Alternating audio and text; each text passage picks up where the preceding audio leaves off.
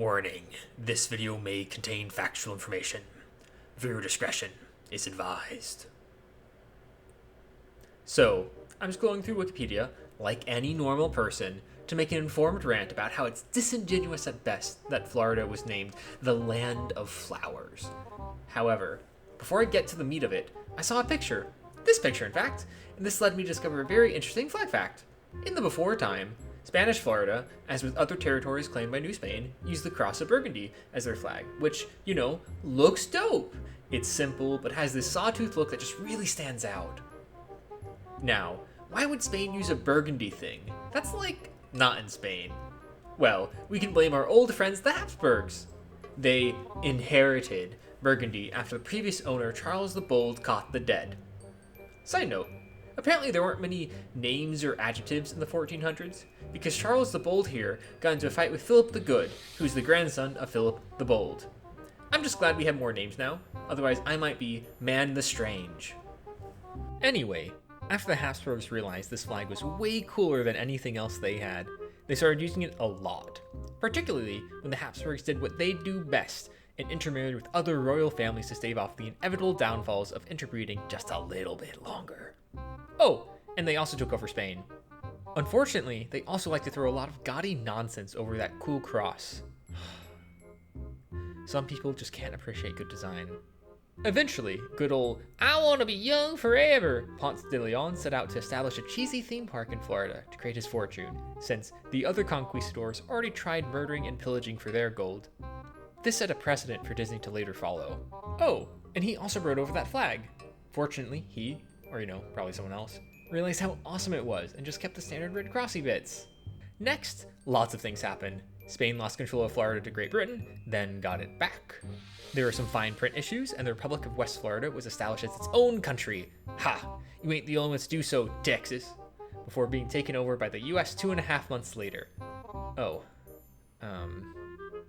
Never mind. Texas. Then, 40 years ago, without an official flag. What? You had a cool one. You even made one in 2.5 months.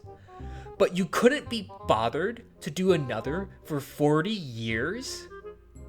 Fortunately, they did realize they should have a flag too. They just chose to use the Texas one instead. Oh, come on. Next, the whole Civil War thing happened. Important things occurred which we won't cover. Unimportantly, it did convince them to finally put together a flag.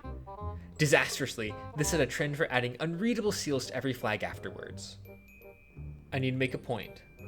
This seal, the seal right there, that has this flag in it, the flag the seal is on. I know you couldn't see this awful recursion because it's an overly complex and small thing on a flag.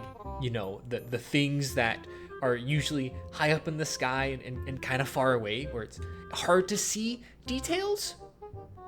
The fact it was hard to tell what the flag on the seal is a pretty good indicator that the seal was a terrible thing to add to the flag.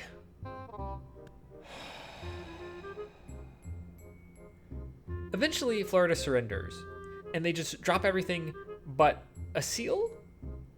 I know you surrendered, but you don't actually have to change your flag to be mostly white. That's not how that works.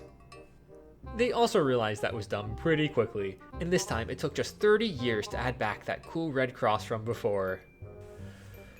Which, you might notice doesn't quite look the same as the first red cross. So after doing more research than I originally anticipated in order to complain about some flowers, I discovered the people of Florida specifically voted to add St. Andrew's Cross to the previous flag. So St. Andrew's Cross has many interpretations, such as this very blue and very straight one from the Russian Navy, or this one with 3 small white crosses from Amsterdam, which is a very cool flag, by the way. It basically means there's an X on a flag, which the Cross of Burgundy technically is. I couldn't find out more info on this, but I think someone just confused the Cross of Burgundy with the design that Alabama used a few years earlier and just kind of went with it.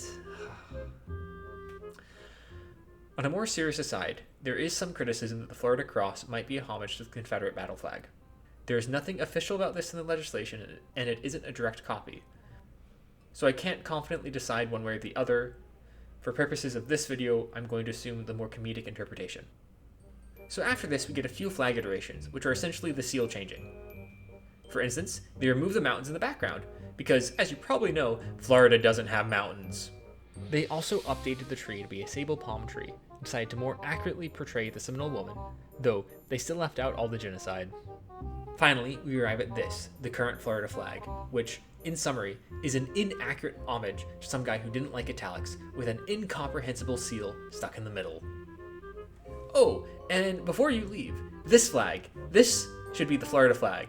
It's so pretty and readable, and it's an accurate reference, and it's great. Thank you. Till next time.